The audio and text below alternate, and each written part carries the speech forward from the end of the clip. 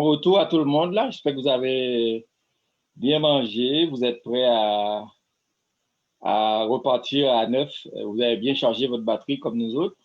Donc, comme vous avez vu dans la programmation, notre sujet pour maintenant, c'est, c'est formulé d'une façon que certaines personnes ne peuvent pas comprendre là. En disant par exemple, euh, diffère, mythe et réalité, légende urbaine. Tout ça, c'est pour dire on va parler de la réponse aux incidents.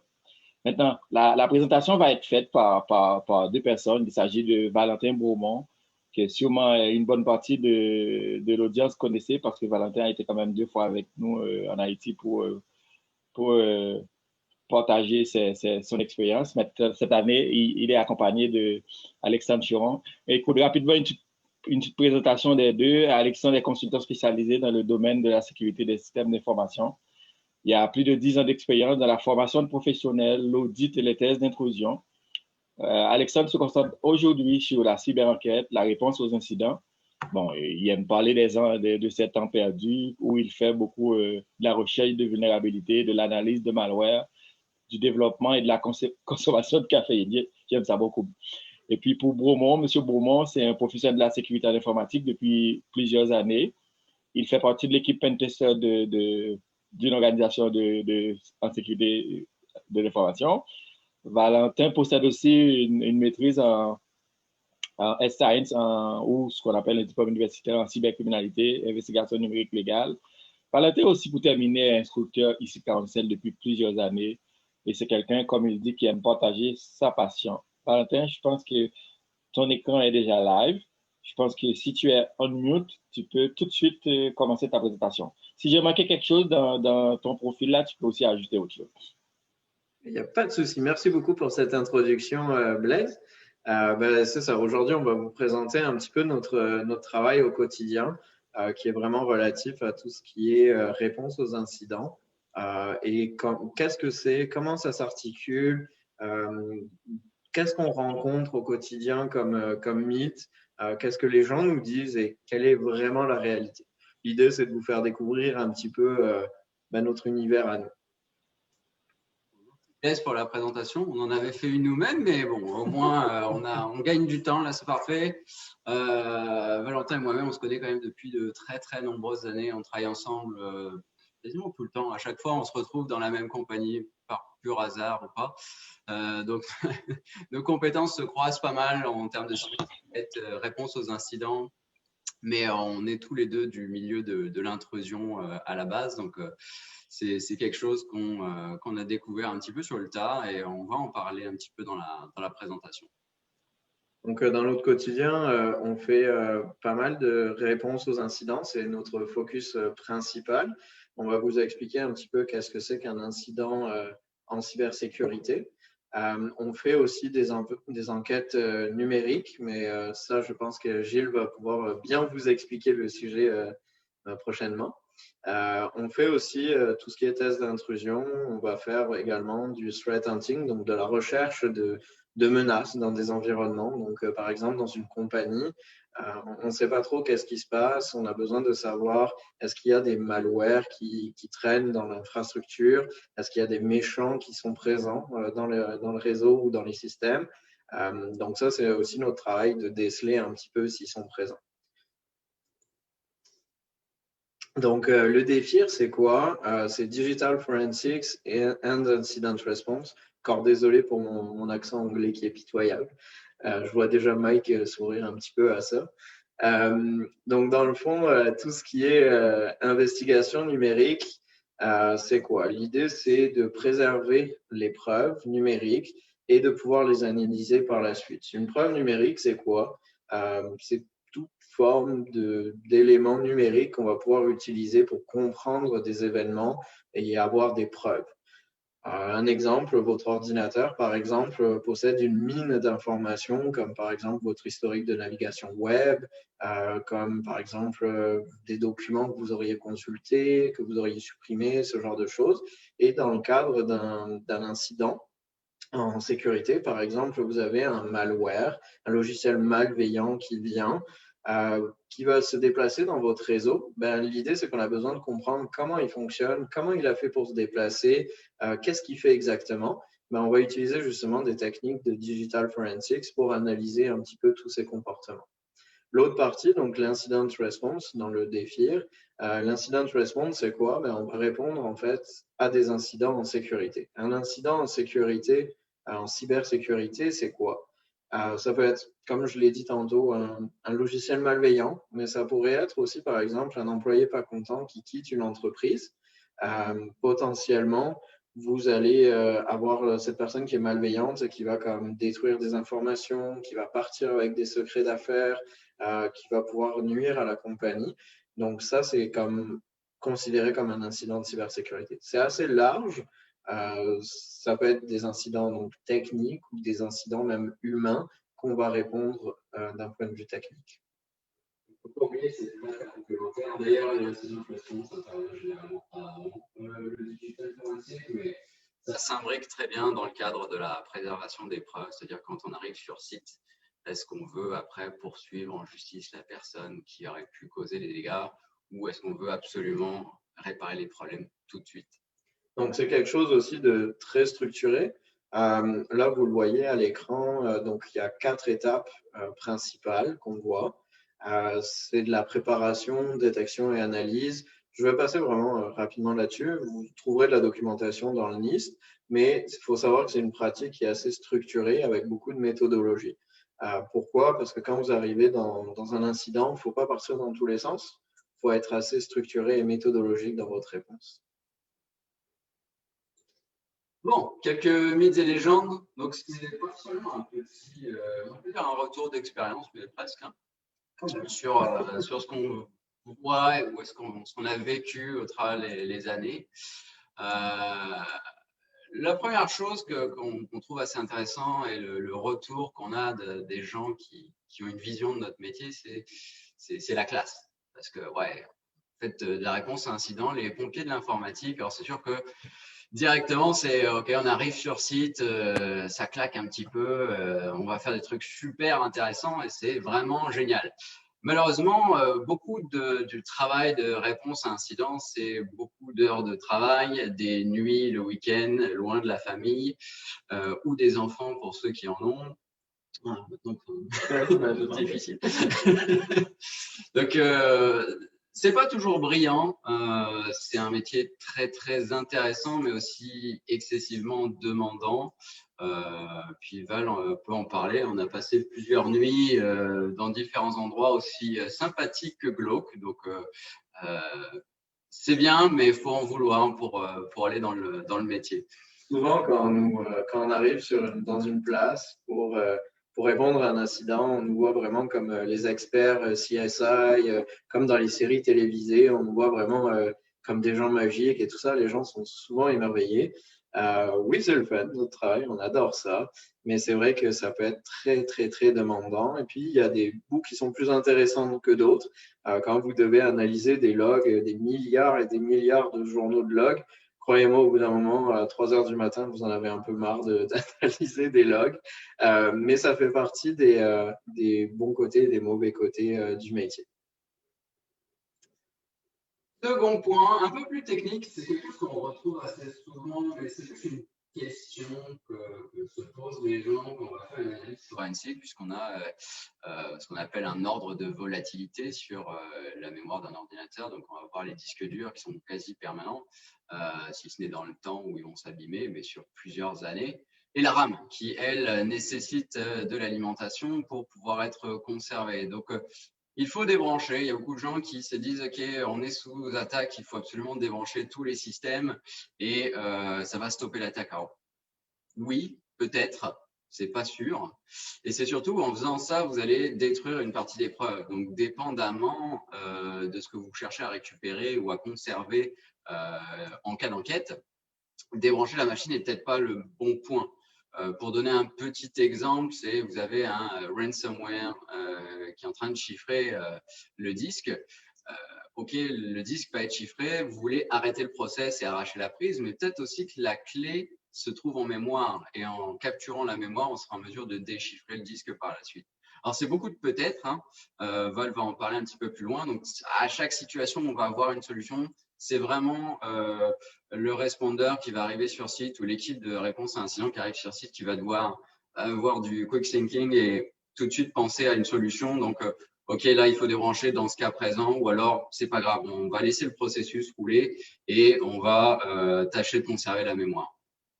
Dans certains exemples qu'on a pu vivre, dans le cas, par exemple, d'un malware qui se répandait partout, par exemple, dans l'infrastructure d'une compagnie quand même assez conséquente, le fait de laisser les machines branchées au réseau, oui, ça permettait au malware de se répandre. Mais par contre, le fait intéressant, c'est que en décidant de ne pas débrancher les machines, on a réussi à capturer des artefacts, donc des fichiers relatifs au malware qui nous ont permis de comprendre un petit peu qu'est-ce qu'il était en train de faire et comment il faisait pour se répandre. Donc, des fois, la solution, c'est pas forcément de débrancher de suite, comme disait Alexandre, c'est peut-être de prendre le temps de comprendre qu'est-ce qui se passe et de prendre les bonnes décisions pour répondre à la décision en cours. Un autre exemple aussi, c'est par exemple, là on parle d'un attaquant qui est présent dans le réseau. On ne veut pas forcément lui montrer qu'on est au courant de qu'est-ce qui se passe. On veut le laisser faire, on veut voir qu'est-ce qui se passe et maîtriser qu'est-ce qu'il est en train de faire. Donc l'idée, c'est de pouvoir, pour pouvoir l'identifier, on va être obligé de faire ça. Maintenant, si vous coupez les accès, par exemple, Internet des différents serveurs, l'attaquant va juste le voir et va certainement lancer les bonnes manipulations pour effacer ces traces. Et c'est ce qu'on ne veut pas. Deuxième mythe, le reverse engineering, notion indispensable. Alors, c'est vrai que l'analyse de malware fait beaucoup partie, peut faire partie, c'est peut-être exagéré, mais peut faire partie de la réponse à incident dans le sens où on a besoin de comprendre la menace. C'est-à-dire que si jamais la source de l'incident est un malware, on veut pouvoir identifier proprement le malware pour pouvoir répondre adéquatement. Donc, c'est faux qu'il est nécessaire de savoir faire du reverse engineering. La plupart des responders ne savent pas faire de reverse engineering ou alors très très peu. C'est une notion utile, mais dans la plupart des cas, et je dirais à 90%, ce n'est pas nécessaire de savoir faire de l'analyse. Et auquel cas, ou en tout cas dans nos cas, on va faire appel à un spécialiste qui fait ça tous les jours et qui va nous assister dans l'analyse du malware. On en fait personnellement, mais relativement peu. Ça arrive rarement. Et c'est ça. C'est sûr que quand vous avez des compétences en reverse engineering de malware, c'est intéressant parce que j'aime beaucoup l'analogie que tu fais régulièrement, qui est de dire on va appliquer le bon antidote au venin que vous venez d'avoir. C'est vraiment bon, c'est vraiment intéressant. Par contre, il y a d'autres méthodes qu'on peut utiliser pour éviter d'avoir à faire du reverse engineering de malware, tout en répondant adéquatement en fait aux incidents. Et tout le monde utilise peut-être ici Virus Total qui avait déjà un certain nombre d'informations si le malware est connu. On ne s'étendra pas sur le sujet, sur le fait d'envoyer des samples sur Internet, mais ça peut aider. Quatrième mythe, c'est une question de certification. Alors ça, ça se rapproche plus aux personnes qui veulent rentrer dans le métier. On a fait de nombreuses interviews avec des gens qui voulaient venir travailler avec nous sur de la réponse à incident ou de l'analyse forensique. Et tout le monde se dit « Ah, mais j'ai pas un diplôme en forensique ou un diplôme en réponse à incident. J'ai fait juste… un petit diplôme en informatique, mais ça ne veut rien dire. Il faut pas se mettre de barrière. En fait. Dans le fond, c'est pas parce que vous n'êtes pas certifié que vous n'allez pas être capable de faire de la réponse aux incidents. Pour faire de la réponse aux incidents, le plus important, c'est d'avoir une tête bien faite et de comprendre la situation et de bien répondre tout simplement aux situations que vous allez rencontrer. Une certification, c'est bien, ça vous permet de vous vendre à droite et à gauche dans des compagnies, mais par contre, ce n'est pas primordial pour pouvoir exercer dans le métier. Honnêtement, quand on a commencé le métier, enfin, moi, en tout cas, quand j'ai commencé à faire de la réponse à incident, je ne savais absolument pas ce que je faisais. Donc, je peux garantir à tout le monde que ce n'est pas une nécessité. Vous allez être accompagné avec l'équipe que vous allez rejoindre. Disons que le pari est plutôt du côté de l'employeur qui va dire, OK, la personne a une tête bien faite et puis il va être capable de gérer ce genre de situation. C'est beaucoup de parrainage, en fait, pour grandir dans le domaine.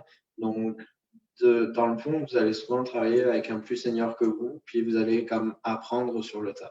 Il n'y a pas de certification ou de diplôme qui va vous permettre d'apprendre réellement à réagir comme il faut selon les différents cas. Chaque cas est unique parce que c'est un combo de techniques dans le sens quel est le type de menace, mais c'est également le contexte de l'entreprise. Et le contexte de l'entreprise va faire varier énormément vos réponses aux différents incidents.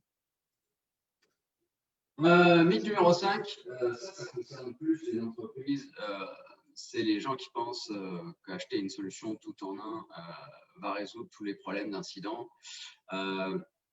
On l'entend beaucoup, vu que les vendeurs mettent vraiment en avant le fait d'attraper tous les malwares et tous les attaquants qui pourraient rentrer sur un réseau. Donc non, il n'y a pas de silver bullet en sécurité informatique. Un système ne sera jamais 100% sûr. Récemment encore, on lisait quelques articles avec Valentin sur… on ne citera pas les noms, mais de quelques développeurs de suites antivirales qui en fait devenaient un vecteur d'attaque parce qu'elles étaient vulnérables à une zero day. Donc ça servait tout simplement de plateforme aux attaquants pour pouvoir rentrer sur la machine. Donc au lieu d'exploiter le système, on exploitait l'antivirus. Donc merci d'avoir installé ces solutions de protection. Ça nous permet de rentrer chez vous. Donc, faire très, très attention aux solutions tout en un.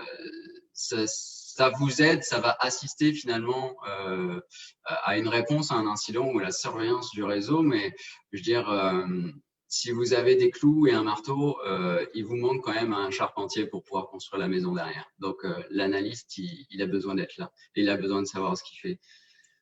Puis, c'est très bien expliqué. Puis, la seule chose que je pourrais vous rajouter, c'est dans beaucoup d'interventions qu'on fait, les entreprises, je dirais pas toutes, là, mais une bonne partie disposent quand même d'antivirus dans l'infrastructure. Mais souvent, c'est pas pour autant qu'on n'intervient pas. Oui, ils ont des antivirus. Oui, souvent, ils sont bien configurés. Mais la problématique, c'est les nouvelles menaces qui ne sont pas connues par les éditeurs d'antivirus encore.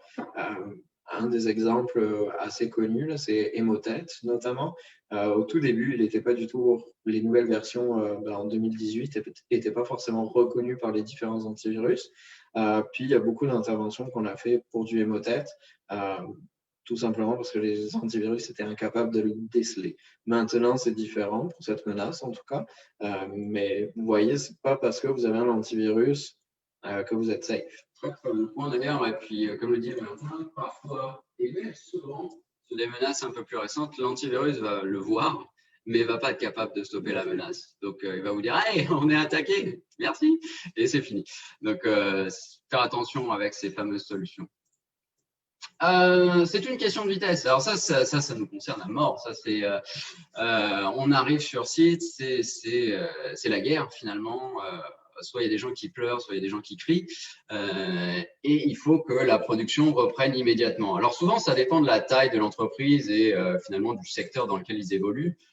Si c'est quelque chose de non critique, on a du temps, mais il faudrait que ce soit résolu sur le week-end, disons. Ouais, bon, merde. C'est vrai que c'est toujours la guerre et la personne qui va gérer l'incident sur site, en tout cas du côté du client, veut que la production reprenne excessivement rapidement. Le problème, c'est qu'en adoptant cette approche-là, on risque de se prendre les pieds dans le tapis.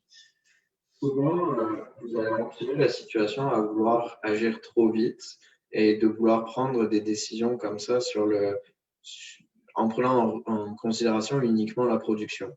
Je pourrais vous citer beaucoup de cas d'intervention qu'on a fait où les gens ont voulu comme répondre rapidement aux choses et au lieu d'arranger la situation, ils ont empiré la situation. il y a des cas, par exemple, d'infection, par exemple, avec du Emotet ou du TrickBot ou ce genre de bibites bien sympathiques. Ils ont essayé de supprimer eux-mêmes les menaces et au lieu de les supprimer, ils ont utilisé, par exemple, des comptes administrateurs pour pouvoir effectuer des opérations de maintenance et de suppression sur les différents postes. En utilisant ces comptes-là privilégiés dans le domaine, ils ont réussi à propager davantage l'infection et à empirer la situation que ce qu'elle était au début. Donc, c'est pour ça c'est bien de pouvoir agir vite, mais stop. Prenez le temps. Il faut réfléchir aux impacts des différentes actions. Il faut prendre le temps d'évaluer la situation, d'évaluer le contexte et de pouvoir prendre les bonnes décisions. Ce n'est pas parce que vous allez répondre vite que vous allez gérer la situation. C'est faux. De toute façon, ça fait beaucoup partie de notre travail, en tout cas pour ceux qui ont vécu un incident. Nous, quand on va arriver sur site, c'est on va déjà calmer la personne avant de calmer l'infection. Mais il y a beaucoup d'humains au tout début. Quand vous arrivez sur place, c'est la première des choses que vous faites, c'est OK, on se pose, les gars, lâchez tous vos ordinateurs, on va se mettre dans une salle de meeting, videz vos sacs, on va parler, qu'est-ce que vous avez fait, quelle est la situation, on se pose. C'est important d'avoir les bonnes informations pour pouvoir agir. 17, pas d'alarme, pas de problème. Alors, ça peut être un problème de configuration. C'est vrai que depuis les dernières années, il y a eu beaucoup d'investissements de fait, et depuis la Covid aussi, il y a beaucoup d'investissements de fait dans le domaine de la sécurité. Et c'est vrai qu'à l'époque, on avait tendance à dire, OK, j'ai investi des millions dans une solution pare-feu antivirale, un SIEM pour la surveillance, la corrélation de log, et il n'y a rien. Alors, c'est peut-être aussi parce que les outils font bien leur travail, qu'il n'y a rien du tout, et qu'ils ont réussi finalement à stopper une éventuelle menace ou à protéger correctement l'entreprise. Il y a quand même un concept assez, je ne vais pas dire récent, qu'on appelle les APT, les Advanced Persistent Threats, qui sont basés tout simplement sur le fait de rester caché sur le système, et ce pendant plusieurs années parfois. Donc, quand vous n'avez pas d'alarme, ça ne veut pas dire qu'il n'y a personne. Peut-être qu'on devrait s'inquiéter d'ailleurs de jamais avoir d'alarme sur le réseau. Vous avez peut-être quelqu'un de dormant sur l'infrastructure qui est tout simplement en train d'exfiltrer de l'information. Donc, pas d'alarme ne veut pas forcément dire pas de problème. Et dans le fond, en plus, c'est aussi souvent les mandats de threat hunting. L'idée, c'est on n'a pas d'alarme, on ne voit rien en ce moment, on se pose des questions. Est-ce qu'il n'y aurait pas quelque chose qui traînerait? On répond en général à ce genre de questions avec des mandats justement de threat hunting. Ça n'arrive qu'aux autres. Ça n'arrive qu'aux autres, bien sûr.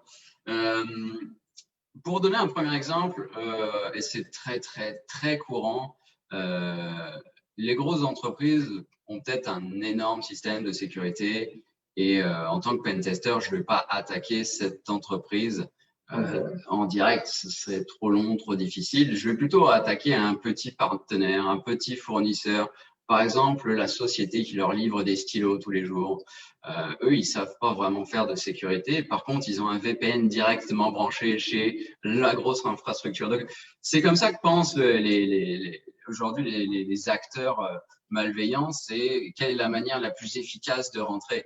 Et les petites ou très petites entreprises qui pensent qu'elles ne sont pas exposées, mais on n'a pas forcément envie d'infecter une très petite entreprise pour ce qu'elle produit, mais plutôt pour les contacts qu'elle a.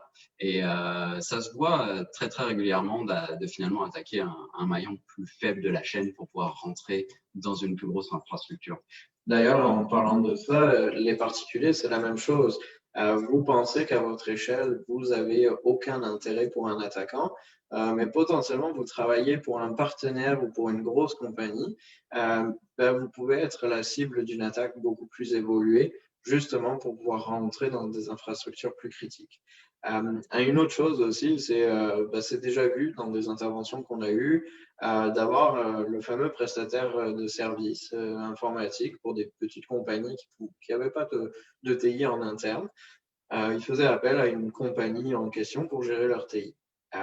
Chose intéressante, ces petits bidules, là, les petites clés USB, c'est génial. Les gens transfèrent les fichiers dessus, utilisent des outils de configuration dessus, les passent d'un poste à un autre, d'une entreprise à une autre.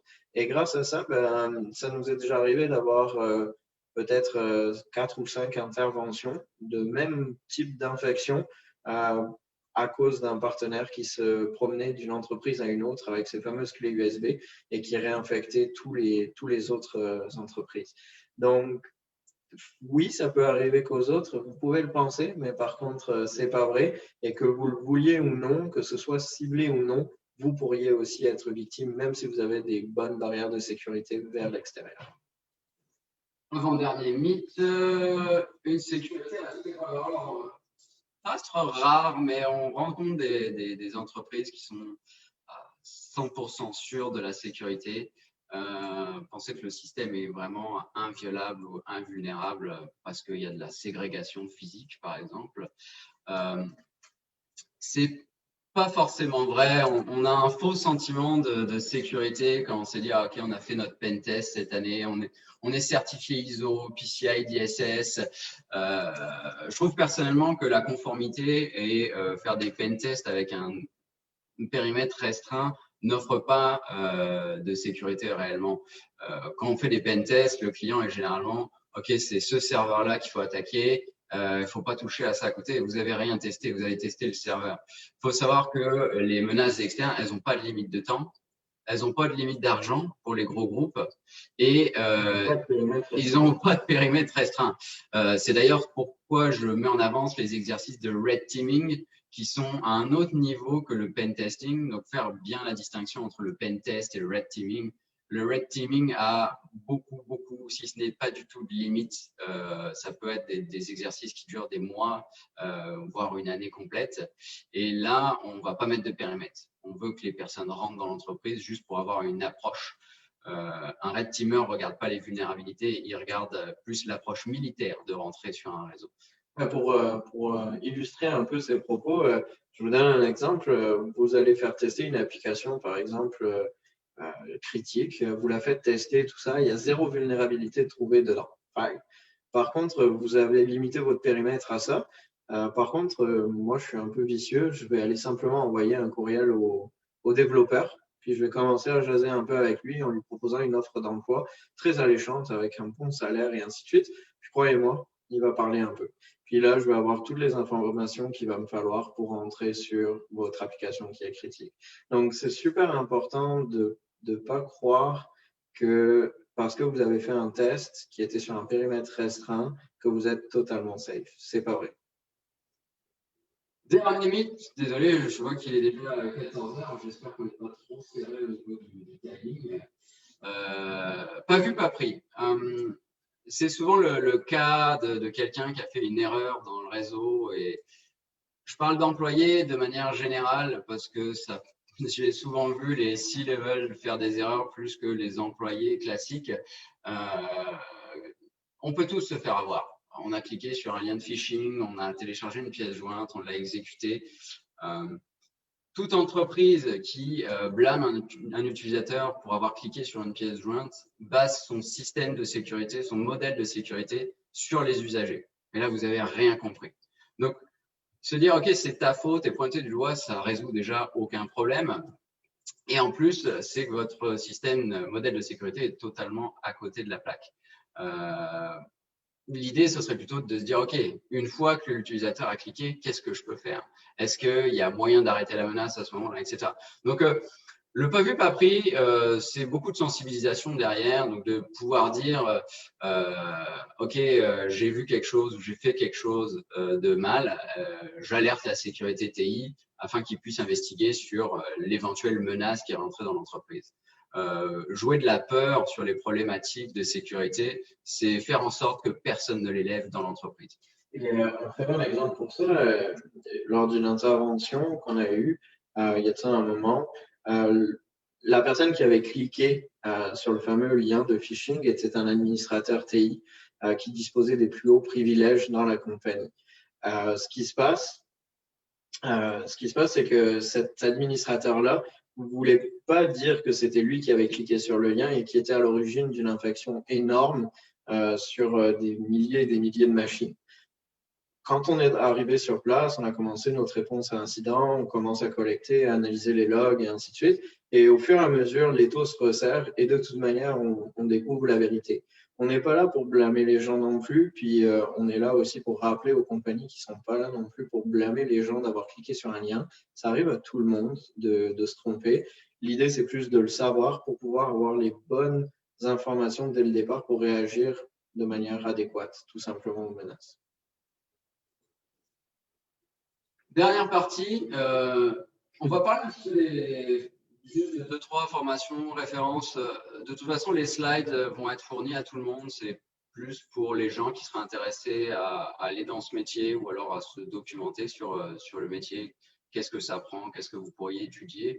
Donc, c'est un rapide passage sur les différentes certifications qui existent dans le domaine. Je vais laisser Valentin traiter puisque c'est ses slides. Donc, qu'est-ce que ça apprend pour faire de l'incident response? C'est sûr que ça prend des compétences techniques. Bien comprendre les systèmes, comment ça fonctionne, qu'est-ce qu'un système Windows, macOS, Linux, comment il fonctionne, où aller chercher l'information dont on a besoin pour répondre à un incident ou pour répondre à des questions qu'on pourrait avoir, c'est vraiment important. Tout ce qui est sécurité, que ce soit offensif ou défensif, c'est sûr que si vous connaissez le côté offensif, que vous connaissez les vecteurs un petit peu d'attaque, vous allez être plus à même d'avoir des intuitions pour pouvoir répondre à la situation à laquelle vous êtes confronté. C'est sûr que des skills en tout ce qui est développement, automatisation, ça va vous aider. Quand je vous parlais tout à l'heure de milliards de logs à lire et analyser, c'est la vérité, vous en avez des fois. Vous allez vouloir scripter des trucs pour vous faciliter le travail. Imagine avec compris la fin de PowerShell pour pouvoir faire certaines réponses. Ça vous prend aussi des compétences alors que j'ai appelé business, mais c'est plus des compétences et de la compréhension de qu'est-ce qu'une entreprise, comment ça fonctionne. Quand vous arrivez sur un incident, vous arrivez dans un contexte technologique et d'affaires qui est totalement inconnu.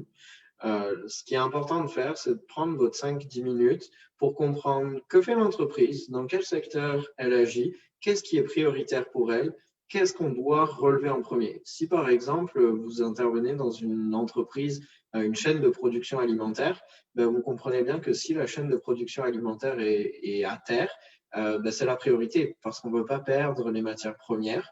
On veut s'assurer que ce n'est pas perdu et qu'on est capable de reprendre assez rapidement. Si par contre, vous êtes par exemple dans une entreprise qui fait des commandes en ligne ou ce genre de choses, eux, la production peut-être elle est moins importante et c'est plus un site web pour prendre justement les commandes qui est important.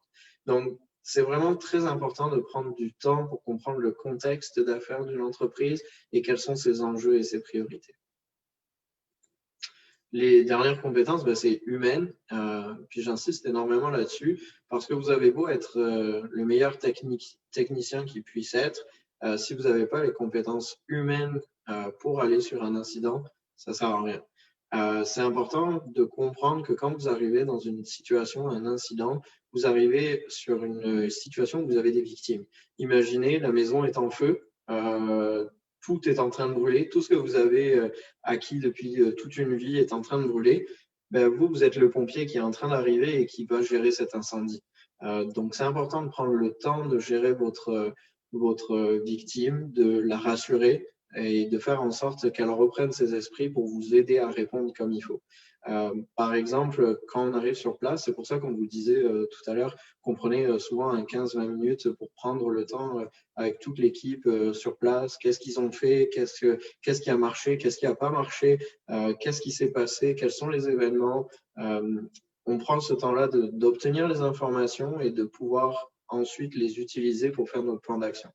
Si derrière, pareil, dans le contexte d'affaires, on a découvert que c'était une compagnie, par exemple, avec une chaîne de production alimentaire, vous comprenez bien que ça va devenir notre priorité numéro 1, par exemple, de remonter cette chaîne-là avant tout le reste. Donc, c'est super important de ne pas négliger les aspects humains et d'être en mesure de gérer ces victimes-là. Vous êtes dans des... C'est un travail d'équipe, on va quand même essayer de partager le stress du client qui est souvent intense et difficile à gérer. soit beaucoup de questions, ou soit il n'a pas la vision du technicien aussi qui va faire l'intervention. Quand tu faisais l'analogie du pompier, c'est sûr que le pompier, il va essayer de se mettre en sécurité et d'éteindre le feu, alors que vous voulez sauver vos affaires. Donc, vous n'avez pas la même vision et on n'a pas forcément la même vision quand on arrive sur site, la même vision que le client, et lui, il n'a pas notre vision quand on fait l'intervention. Donc, en effet, très, très important d'avoir ces discussions. Et souvent, pareil, pour terminer là-dessus sur les aspects humains, avoir des compétences en gestion d'équipe est intéressant parce que souvent, dans les compagnies dans lesquelles on a intervenu, il y avait déjà une équipe TI qui était en place. Puis vous allez devoir les guider, vous allez devoir prendre le relais. Donc souvent, on nous tend les clés, on nous dit, tenez, c'est pour vous, gérez la boutique, gérez la crypte.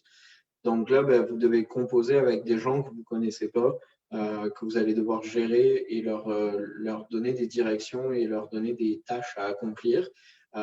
Donc, c'est des challenges très intéressants.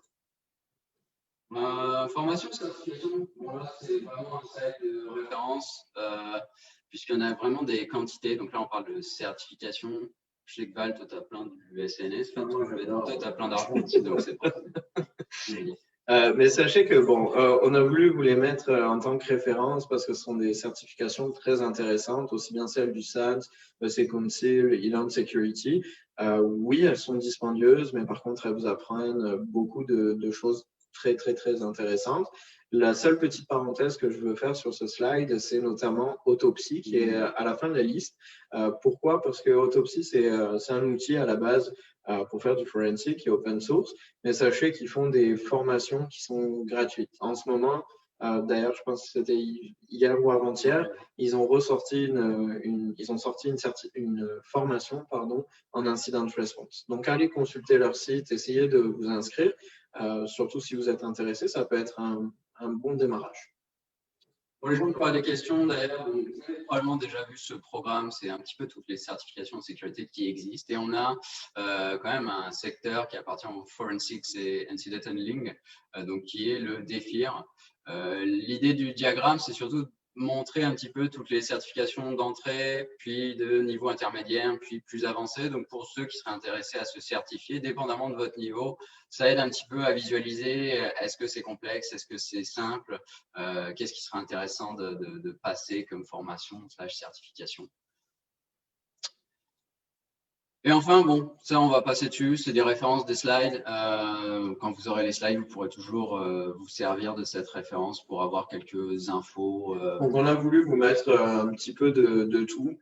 Vous avez des sites, notamment celui de l'ANSSI qui est très bien fait. Vous avez beaucoup de bons guides, dont un qui est sorti semaine dernière, je pense, sur la réponse aux incidents, qui est vraiment très intéressant.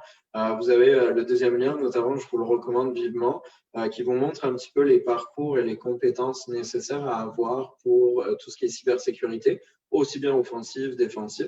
Puis on vous a mis quelques liens d'outils qu'on utilise ou de sites informationnels, tout simplement. Blaise, on s'excuse, on a débordé de 10 minutes. Le plan est ruiné. En tout cas, si vous avez des questions, on a tous les deux un compte Twitter et un compte GitHub. N'hésitez pas à envoyer des messages en direct. Ça nous fera plaisir. Ça fera plaisir de répondre aux questions ou alors directement sur LinkedIn. Envoyer un message et puis on tâchera de répondre si vous avez des questions pour nous. C'est ça. Et merci à vous deux, les gars. Très belle présentation. Comme vous dites, il n'y a pas de questions dans le chat. Je vais juste vous demander quelque chose, mais avant tout, le live va être disponible après quand même. C'est sûr que dans les commentaires, on pourrait avoir des questions. Si c'est le cas, vous les osez par courriel. Moi, je pourrais toutefois vous envoyer les questions par courriel. Maintenant, vous avez adressé le côté humain de la présentation. Je l'aime beaucoup. Et puis, moi, ce que je voulais vous demander là-dessus, c'est que est-ce que vous avez déjà expérimenté des cas où vous tombez, où vous arrivez dans une organisation ou dans une entreprise qui fait face dans une organisation où vous répondez à un incident et puis, pratiquement, tout le monde est débordé, tout le monde est affecté par la crise. Maintenant, vous avez pratiquement personne pour vous aider à répondre. Comment est-ce que vous réagissez? Ça arrive souvent.